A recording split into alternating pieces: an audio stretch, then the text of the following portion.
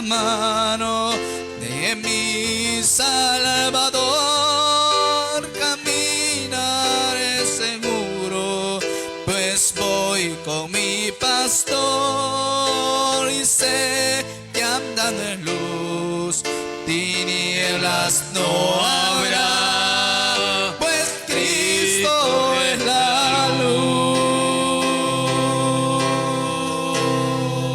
De tomado de la mano de mi Salvador caminaré seguro, pues voy con mi pastor y sé que andando en luz y tinieblas no habrá, pues Cristo es la luz.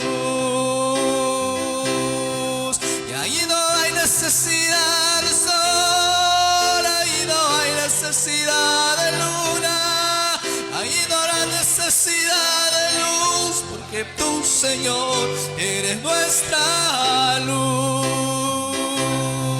Y allí no hay necesidad, necesidad de luna, porque tú, Señor, eres nuestra luz. Y ahí no hay necesidad de sol, ahí no hay necesidad de luna, ahí no hay necesidad de luz, porque tú, Señor, eres nuestra luz. Y ahí no hay necesidad de sol, ahí no hay necesidad de luna, y ahí no hay necesidad de luz, porque tú, Señor, eres nuestra luz. Oh, te bendecimos, Dios Todopoderoso, en esta hora. A ti te exaltamos, Señor, a ti sea la honra por los siglos de los siglos.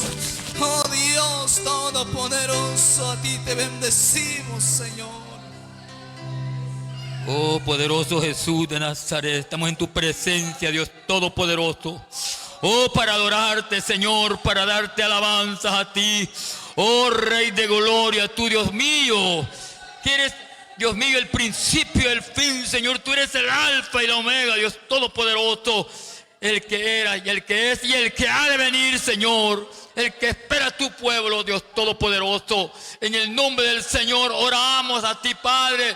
Pedimos, Dios, que esa bendición, Padre amado, sobreabunde, Padre amado, en esta tarde, Señor. Padre, cúbrelos, Padre amado, con tu Espíritu Santo. Cúbrelos con tu gracia, Dios Todopoderoso. Señor, habla a tu pueblo, Señor, de tal manera, Padre, que salgamos bendecidos, que salgamos edificados, Padre amado, con tu bendita palabra, Señor. Padre glorioso, en el nombre de Jesús, damos gracias a ti, Señor. Bendice a mi hermano, Padre, el cual trae este mensaje, Señor. Gracias, Señor. Amén.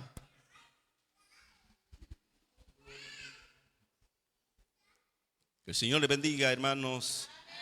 Estamos felices, contentos, porque estamos en el mejor lugar, el cual pues es para nosotros una bendición, porque estamos siempre en la presencia de Dios para darle gracias y también para bendecirle, por cuanto el Señor es bueno. Siempre Él no nos abandona, siempre está con nosotros, siempre, hermano, está pendiente de nosotros. La palabra del Señor dice que Él está allá arriba, sentado a la diestra del Padre, y está intercediendo por nosotros. Así es que si hay alguien que está intercediendo por nosotros, vale la pena que nosotros nos esforcemos y podamos reunirnos como iglesia para ofrecerle la adoración, la alabanza y la acción de gracias a Él, que se la merece, porque, hermanos, el Señor ha preparado algo muy especial para nosotros. Dice la palabra del Señor que allá está una ciudad. Dice que nosotros tenemos una ciudadanía allá en el cielo, y es una ciudad también donde nosotros viviremos eternamente con Él. Así es que sabiendo nosotros todo eso, que estamos, hermanos, con esas bendiciones grandes. Así es que para nosotros, hermanos, el ofrecerle estos minutos, porque 2 horas únicamente de culto, yo creo que aún es poco para todo lo que el Señor hace, todos los beneficios que el Señor nos da. Sin embargo, tenemos nosotros también que aprovechar el tiempo, aunque estemos en cualquier lugar, en cualquier labor que estemos, siempre aprovechando el tiempo. Eso dice el apóstol Pablo a la iglesia de Éfeso. Dice: mirad cómo andéis. No, dice, no como necios, sino como sabios, aprovechando el tiempo. Quiere decir que los necios no aprovechan el tiempo, pero los sabios sí lo aprovechan. Entonces, ¿y quiénes somos los sabios? Somos nosotros los que hemos creído en el Señor. Así es que, hermanos, bendiciones para todos, y vamos a leer la palabra del Señor. El primer libro de Samuel,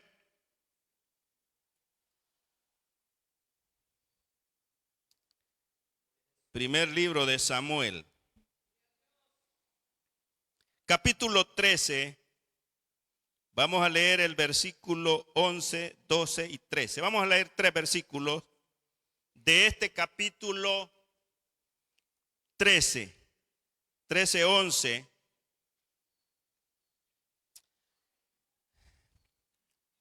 Damos lectura en el nombre del Padre, y del Hijo, y del Espíritu Santo. Entonces Samuel dijo: ¿qué has hecho? Y Saúl respondió: porque vi que el pueblo se me desertaba y que tú no venías dentro del plazo señalado, y que los filisteos estaban reunidos en Mixmas. Me dije: ahora descenderán los filisteos contra mí a Gilgal, y yo no he implorado el favor de Jehová. Me esforcé pues y ofrecí holocaustos. Entonces Samuel dijo a Saúl: locamente has hecho. ¿No guardaste el mandamiento de Jehová tu Dios, que él te había ordenado? Pues ahora Jehová hubiera confirmado tu reino sobre Israel para siempre. Amén. Dios prueba a sus siervos. Dios prueba a sus siervos. En esta época que habla el profeta aquí, Samuel, Israel estaba viviendo una crisis bastante difícil. A pesar de que el ministerio de Samuel había sido exitoso, porque Dios estaba con él, Dios siempre lo ayudaba y nunca lo abandonó. Por eso ese ministerio de Samuel tuvo mucho éxito. Sin embargo, llegó el momento que él tenía que dejar su ministerio porque había envejecido. Y él, hermano, puso jueces ahí en Israel para que ellos fueran los que juzgaran al pueblo de Israel. Sin embargo, la palabra del Señor dice que estos varones, eran 2 varones que eran los hijos de Samuel, no andaban en los caminos de Samuel, sino que ellos pervirtieron el derecho, se dejaron sobornar, y esto no agradó al pueblo de Israel. Dice que los ancianos se reunieron donde Samuel y le dijeron que mejor los gobernara un rey, que ellos querían un rey. Y esto pareció grave al profeta Samuel. Sin embargo, Dios le dice que no le pareciera grave, porque no lo habían desechado a él, sino que a Dios. Así es que es así como comienza la historia del primer rey en Israel. La palabra del Señor dice que Dios eligió al rey Saúl.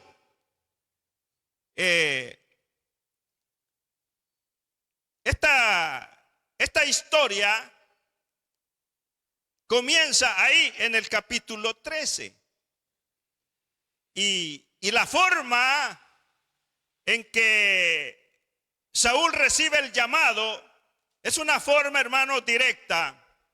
Y Dios, hermano, tiene muchos medios cómo hacer las cosas. Dice que sucedió que el padre de Saúl, que se llamaba Cis, se le perdieron unas asnas. Pero esta pérdida o este extravío de las asnas no fue casualidad, sino que esto era un propósito de Dios, porque de esa manera él sabía que Cis, el padre de Saúl, iba a enviar a su hijo a buscarlas. Entonces, y dice que le dice el padre a Saúl: llévate a uno de los criados para que vayan a buscar a las asnas. Y se fueron con el criado y no las encontraron. Entonces Saúl está pensando en regresar, porque él cree que el padre ya no está angustiado por las asnas que se le habían perdido, sino por él. Así es que le dice: volvamos. Pero ahí ese criado tenía palabra. Ese criado tenía palabra de Dios para Saúl, porque le dice que fueran mejor a preguntar al profeta Samuel. Y Saúl pues dice: bueno, pero ¿qué le vamos a llevar al profeta? Y dice él: yo tengo la cuarta parte de un ciclo de plata. Vea cómo las cosas que hace Dios las hace perfectas. Entonces, hermanos, esto fue la palabra que convenció a Saúl para poder ir a la ciudad donde estaba el profeta. Y un día antes de que Saúl llegara a encontrarse con el profeta, Dios le había hablado, le había revelado al oído a Samuel, y le había dicho: mañana a esta hora yo enviaré a Saúl para que lo unjas como príncipe de mi pueblo Israel. Entonces, veamos nosotros cómo está diciendo Dios. Yo lo enviaré mañana a esta hora. Pero ahí dice que Saúl lo envió a buscar las asnas. Sin embargo, Dios hace las cosas así porque Él es soberano y Él actúa de esa manera. Así es que Y bien, dice que llegaron, se encontró con el profeta Samuel. Y ahí dice que lo ungió como príncipe o como rey de Israel. Así es que ya, y luego el siguiente día lo despachó y le dijo las cosas que le iban a acontecer. Dice que le dijo, mira, te van a salir ahí al encuentro 3 varones después de que llevan, uno lleva 3 cabritos, el otro lleva 3 tortas de pan y el otro lleva una vasija de vino. Entonces dice que el que lleva las 3 tortas de pan te dará 2 y las recibís y las vas a recibir. Más adelante llegarás a la guarnición de los filisteos y allí va a estar un grupo de profetas que van a estar profetizando. Y dice que ahí llegó Saúl y el Espíritu de Dios. El Espíritu de Dios reposó en él y comenzó a profetizar. Estaba profetizando juntamente con los profetas, y los que lo conocían, lo vieron, decían, ¿Saúl entre los profetas? Y eso se hizo Proverbios. Entonces, y algo más, dice que el corazón de este hombre, Saúl, fue mudado.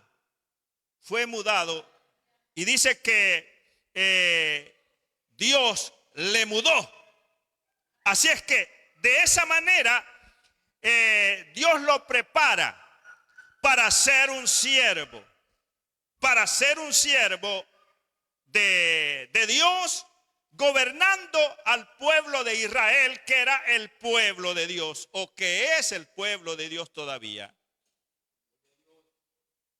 Así es que parecía que todo estaba bien, porque Dios lo había equipado de tal manera que tenía él, hermanos, la oportunidad de poder gobernar a Israel con fidelidad.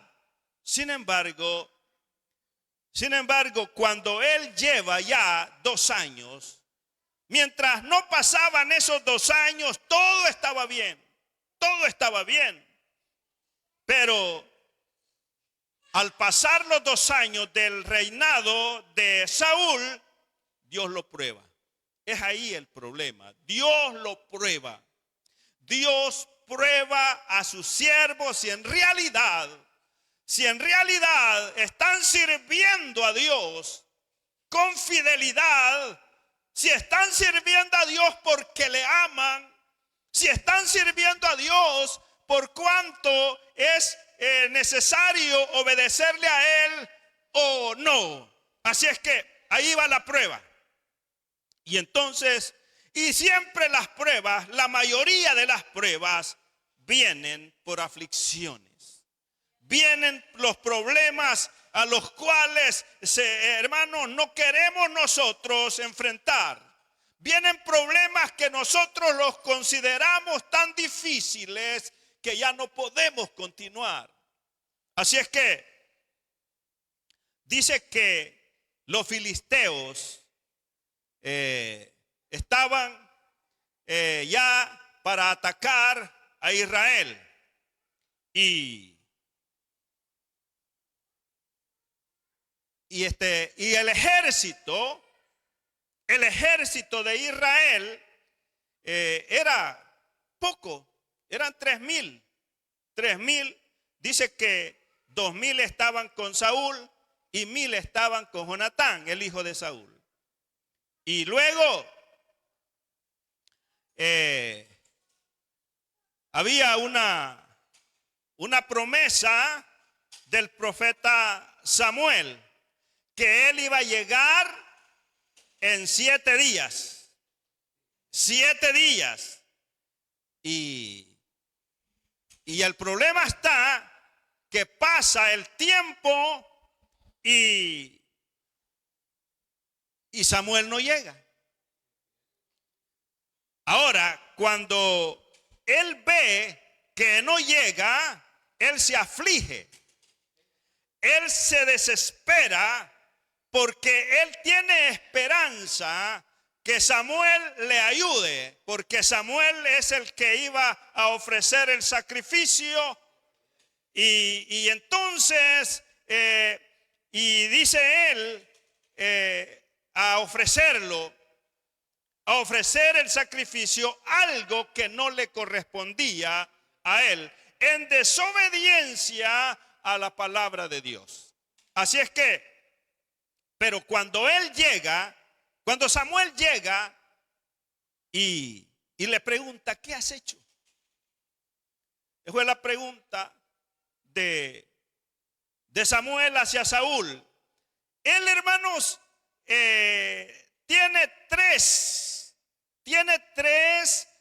argumentos que piensa él que son justificables, que son los argumentos que justifican la desobediencia, pero no hay ningún argumento que pueda justificar la desobediencia de los siervos de Dios. No hay. La palabra del Señor dice que Saúl le dijo, porque vi que el ejército se me desertaba.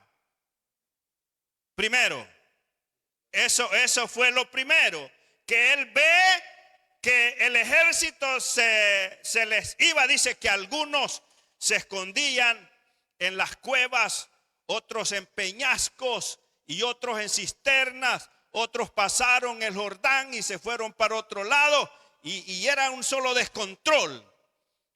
Así es que, y eso a él le desespera.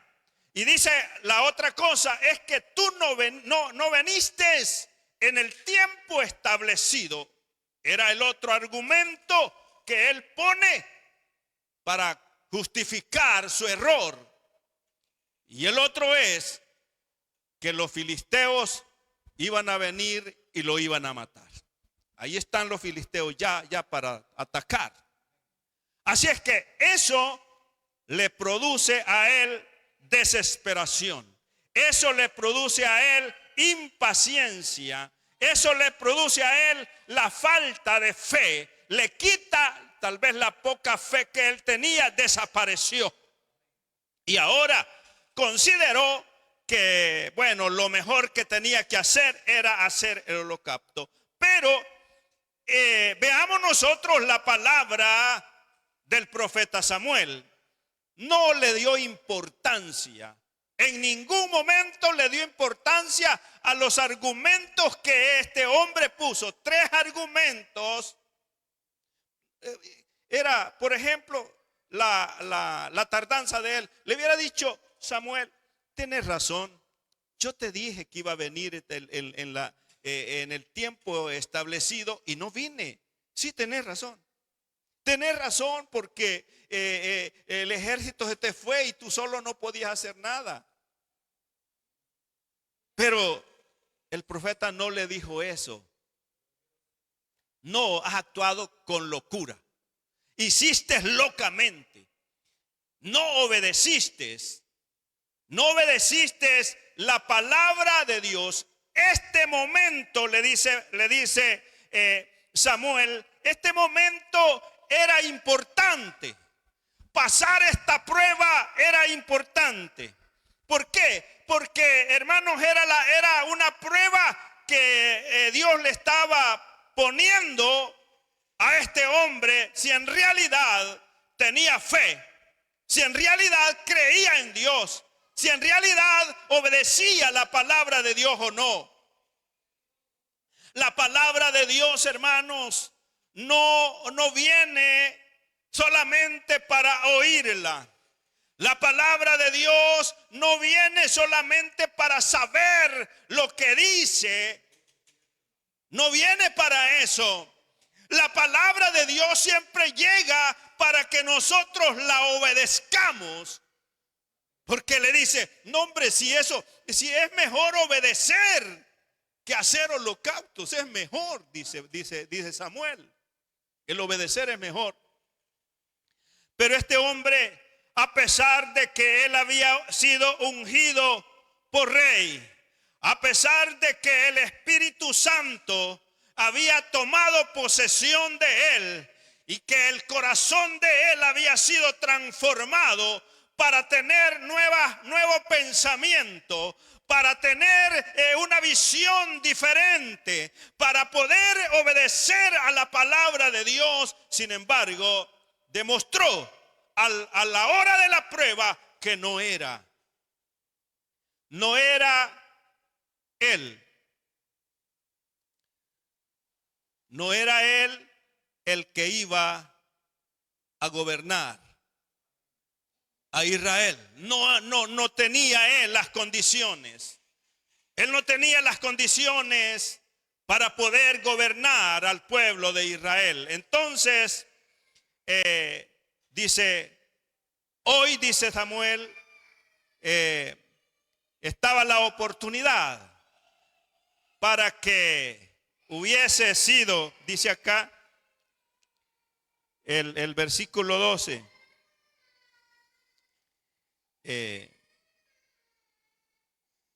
Del 13. Entonces Samuel dijo a Saúl: locamente has hecho, no guardaste el mandamiento de Jehová tu Dios que él te había ordenado, pues ahora Jehová habría confirmado tu reino sobre Israel para siempre.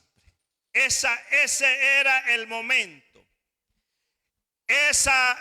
Si él superaba la prueba, es decir, ¿qué es lo que él hubiera pensado? Bueno, yo no dependo del ejército, sino que yo dependo de Dios. Yo dependo de Dios. Entonces, no me voy. No, aquí me voy a estar. Voy a esperar. Voy a esperar en la misericordia de Dios. Esas palabras hubieran sido demostración de fe. Dice el Salmo 40. Dice, pacientemente, dice él, pacientemente esperé a Jehová y él se inclinó a mí y me hizo sacar del pozo de la desesperación. O sea que cuando alguien está siendo probado, llega a la desesperación si no tiene fe. Si no tiene fe, llega a la desesperación.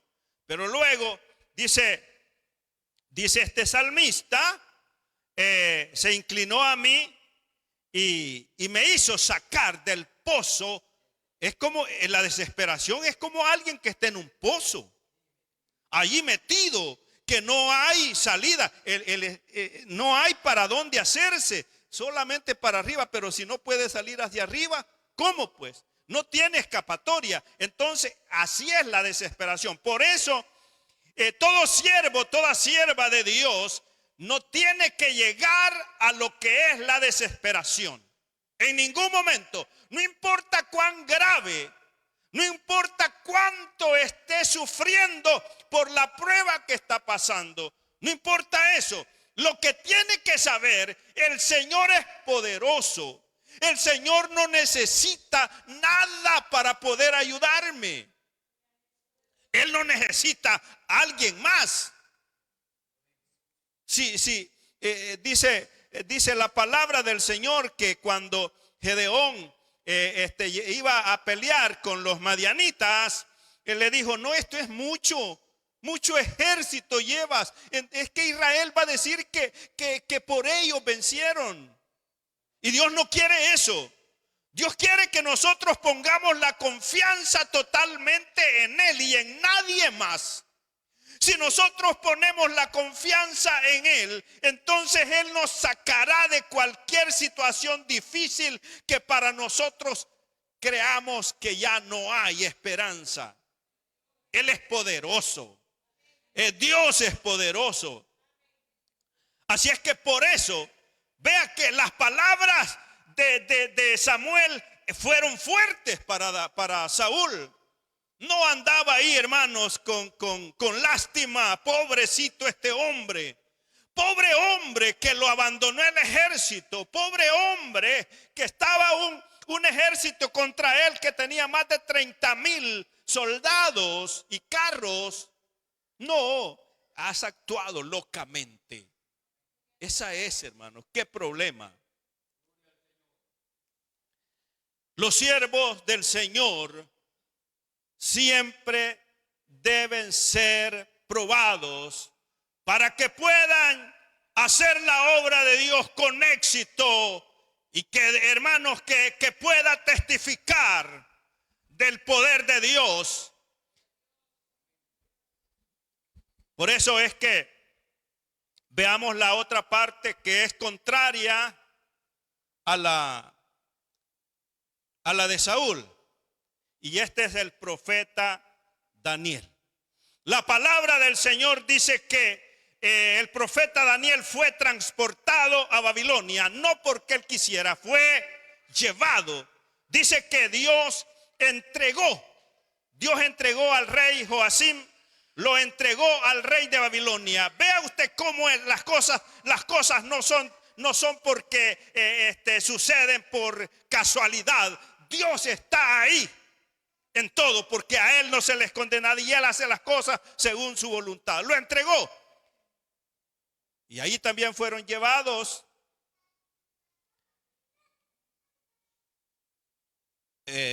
parte del pueblo de Israel. Entre ellos estaba Daniel y otros 3 compañeros más, pero me quiero referir solamente a Daniel. Cuando Daniel llega allá a Babilonia, Daniel es seleccionado para estar en el palacio del rey, para poder ser instruido en la lengua y de los caldeos y de la letra de los caldeos. Pero, ¿qué es lo que sucede? ¿Qué sucede primero ahí? La palabra del Señor dice que lo primero que a él le sucede es que le cambian el nombre. Le cambian el nombre y ese dice que le ponen el nombre del dios del rey Nabucodonosor. Nabucodonosor tenía un dios que se llamaba Belsasar. Así es que ese nombre le ponen a Daniel, Belsasar. Hay otro, porque está el otro hombre que se llama también Belsasar, pero ahí hay diferencia, porque el nombre que se refiere al ídolo o al dios del rey dice Bel con T, lleva una T, Belsasar. Ese es el nombre de un ídolo, del dios de... Pero ya el otro nombre de persona es Belsasar, no lleva T. Así es que ese era el nombre que le ponen a Daniel. Y ahora Daniel tiene que acostumbrarse. Tiene que acostumbrarse a que le llamen Belsasar y tenía que responder a ese nombre. Pero eso no le afecta a Daniel. ¿Por qué? Porque no, lo importante es que el corazón de Daniel pertenecía siempre a Dios. El corazón no se lo podían cambiar nadie. Nadie le podía cambiar el corazón a Daniel. Así es que, bueno, pero si eso fuera poco, luego quieren matarlo. Lo buscan para matarlo. A Daniel lo buscan para matarlo porque resulta que los sabios de Babilonia no pudieron interpretar el sueño del rey. Así es que, pero él, hermano, siempre acude a Dios y dice, deme tiempo. Y así fue librado. Luego, otra prueba. Y la otra prueba era que él no tenía que orar a Dios durante 30 días. No tenía que orar a Dios. Ahora estaba en problemas.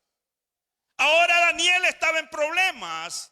Y esto, Dios sabía lo que estaba sucediendo. Es que Dios no ignora nada de lo que nos acontece a nosotros. Si estamos enfermos, Él sabe que estamos enfermos. Pero algo, el que está enfermo tiene que hacer algo. Entonces, hermanos, así también él. Ahora Daniel estaba en problemas. Si él oraba, allí estaba un foso donde estaban unos leones hambrientos, y era la sentencia para la persona que orara a cualquier dios. Pero Daniel oraba al Dios del cielo. Así es que, ¿qué hacía? Dejaba de orar y era librado de ir al foso de los leones, o seguía orando y resignarse a ser devorado, porque él no estaba seguro. Él no estaba seguro que Dios iba a enviar el ángel. No estaba seguro.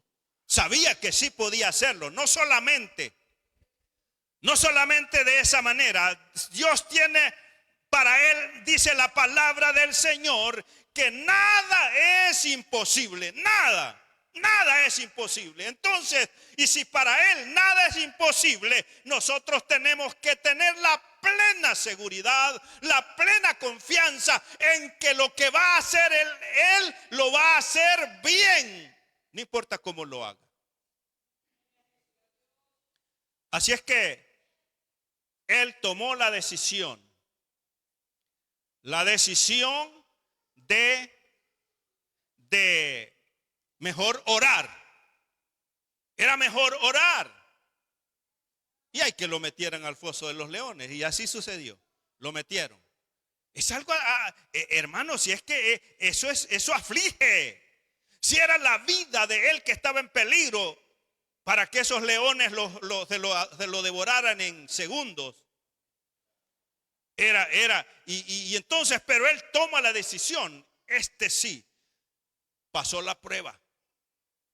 Pasó la prueba porque salió del horno, perdón, del foso de los leones ileso. Así es que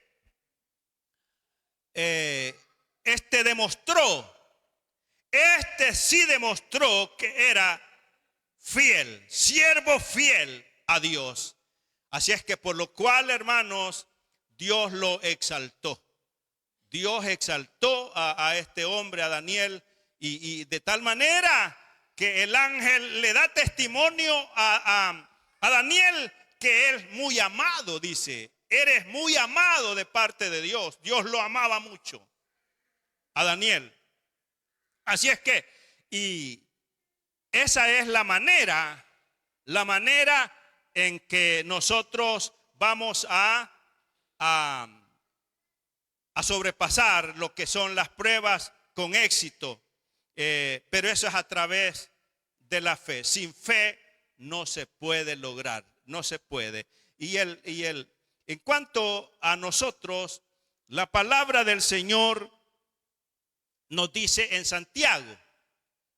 Santiago dice: amados míos, tomad como ejemplo de aflicción y de paciencia a los profetas que hablaron en nombre del Señor.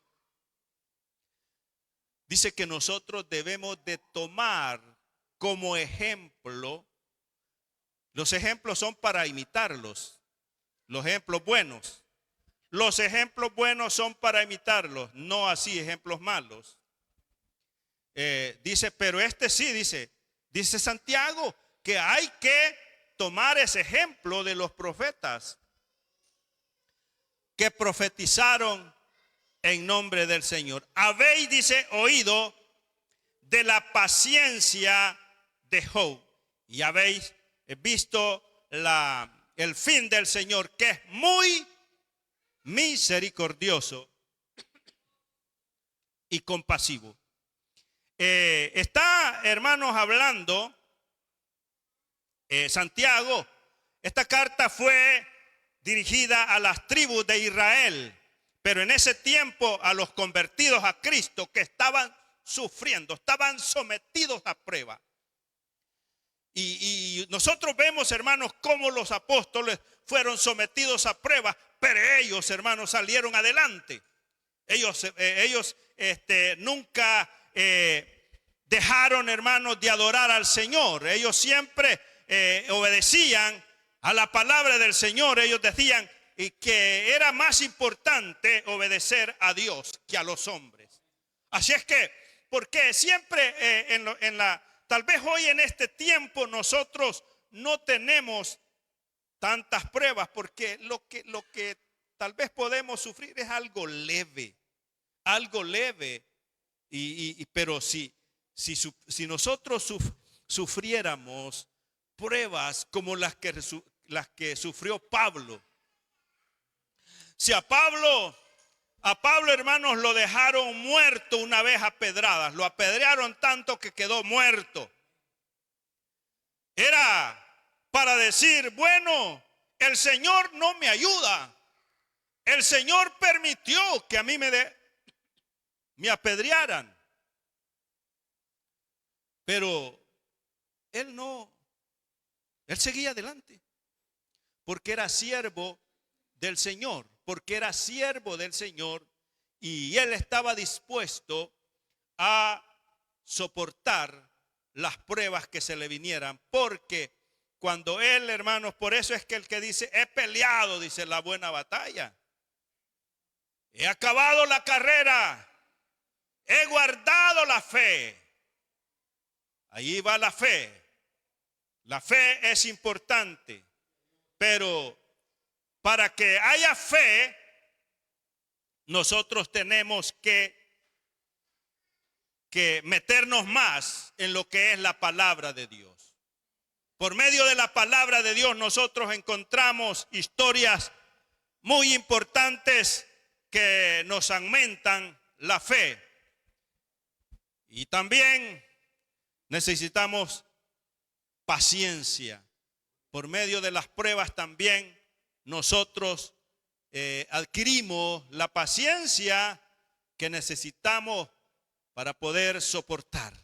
Así es que es importante que nosotros sepamos que los siervos del Señor vamos a ser probados de una o de otra manera, porque las pruebas no son iguales.